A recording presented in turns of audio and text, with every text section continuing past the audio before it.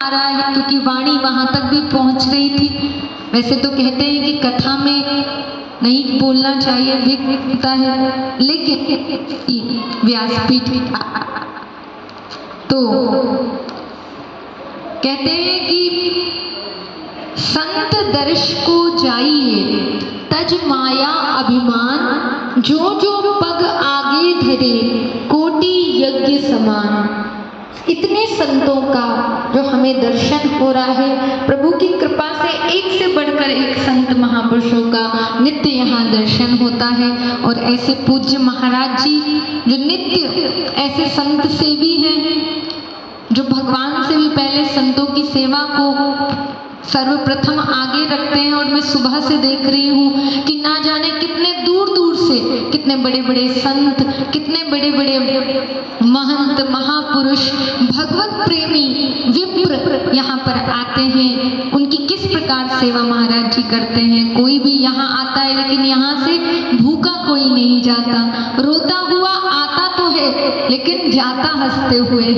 तो ऐसे पूज्य महाराज जी जिनकी सेवा सर्वप्रथम मतलब प्रशंसनीय नहीं है, जिनका जितना व्याख्यान किया जाए उतना थे कि हमारे ही इस आश्रम में, गुरुदेव के आश्रम में बहुत सेवा चलती है, लेकिन जब यहाँ आकर देखा तो यहाँ तो ऐसी कोई सेवा नहीं है जो यहाँ नहीं चलती।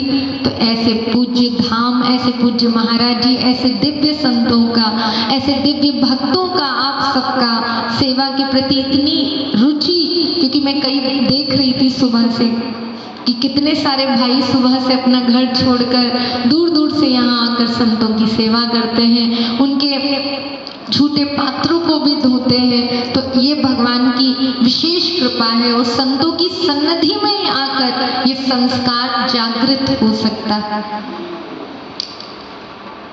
कहते हैं कि भगवान की जब कृपा होती है तो कहते हैं, शास्त्र बड़ा सुंदर कहता है कि मृत्यु काले कृतम पापम स्मरण मात्रेण विनश्यति। अगर कोई जीव इस मृत्यु काल में अपने किए गए पापों से मुक्त होना चाहता है, ऐसा व्यक्ति जो इस मृत्यु काल में रह रहा है और वो चाहता है कि मेरे जितने भी अपराध हो गए हैं उन अपराधों से मुझे मुक्ति मिल जाए, उन पापों से मुझे छुटकारा मिल जाए, उन पापों से निवृत्ति का कोई साधन मिल जाए, तो शास्त्र कहता है मृत्यु काले कृतम पापम स्मरण मात्रेण विनश्यति।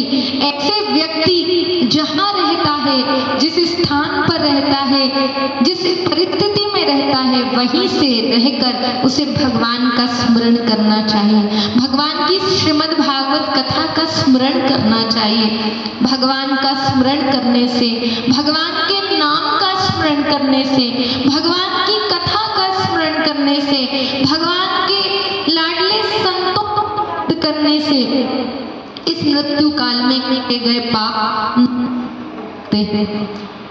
शास्त्र कहता है। श्रीमद् भागवत में भी 12 स्कंद में पूज्य व्यास जी लिखते हैं कि नाम संकीर्तनम यस्य सर्व पाप विनाशनम, नाम संकीर्तनम यस्य सर्व पाप विनाशनम, प्रणामो दुख शमनः तम नमामि हरिम परम। कहते हैं ऐसा व्यक्ति जो कुछ भी साधन नहीं जानता, न जानामि योगम जपम नेव पूजा, ऐसा कोई व्यक्ति जो कोई विधि नहीं जानता, कोई युक्ति नहीं जानता, कोई साधन नहीं जानता, फिर भी अपने समस्त पापों को नष्ट करना चाहता है, अपने अनंत जन्मों के किए गए अपराधों से मुक्त होना चाहता है, तो ऐसे व्यक्ति को भगवान का कीर्तन करना चाहिए, भगवान के नाम का स्मरण करना चाहिए। जहाँ है, जिस जगह बैठा है, वहीं से भगवान का नाम लेना चाहिए। आप लोगों को सुबह से मैं यहाँ देख रही हूँ, क्योंकि ऐसा ठाकुर जी की, गुरुदेव की कृपा से मुझे यहाँ आने का सानिध्य मिला। और मैं देख रही हूँ कि छोटा आए, बड़ा आए, स्त्री शरीर में हो, पुरुष शरीर में हो, कोई बालक हो, लेकिन यहाँ माला टंगी हुई है। जो भी आता है कम से कम एक माला कर कर जाता है, भगवान का नाम लेकर जाता है, भगवान की परिक्रमा कर कर जाता है। और कहते हैं मृत्यु काले कृतम पापम स्मरण मात्रेण विनश्यति। ऐसा व्यक्ति जो 24 घंटे में केवल 24 मिनट भी यदि भगवान का स्मरण करता है, भगवान को याद करता है, भगवान के नाम का जाप करता हो, भगवान के नाम का कीर्तन करता हो, तो उस पर भगवान की विशेष कृपा होती है और इस मृत्यु काल में किए गए पापों से वो जीव मुक्त हो जाता है। इसलिए आप लोग जो लोग रोज नाम जप करते हैं, जो कीर्तन करते हैं, बहुत अच्छी बात है, लेकिन जो लोग नहीं करते वो कम से कम एक संकल्प लेकर जाएं। पूज्य व्यास जी इतनी सुंदर श्रीमद् भागवत की कथा आप लोगों को सुना रहे हैं।